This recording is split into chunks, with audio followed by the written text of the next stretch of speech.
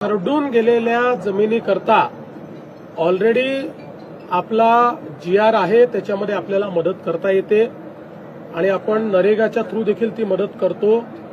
मला जे सुरेश धसांनी पत्र दिलेलं आहे त्यात त्याचे नॉर्म्स रिवाईज करावे अशी मागणी त्यांनी केलेली आहे. शासन त्याच्यावर सकारात्मक विचार करत आहे. केंद्राकडे मदतीचा प्रस्ताव पाठवलेला गेला आहे. केंद्राकडून काय मदत अपेक्षित आहे?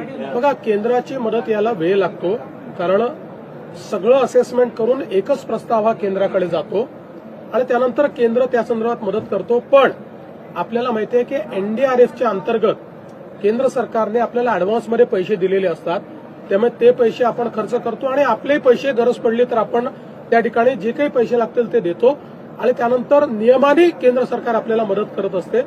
त्यामुळे पण त्याकरता राज्य सरकार थांबणार नाही. आपल्या शेतकऱ्यांना तातडीची जी काही मदत याच्यामध्ये करता येईल ती सगळी आम्ही करू.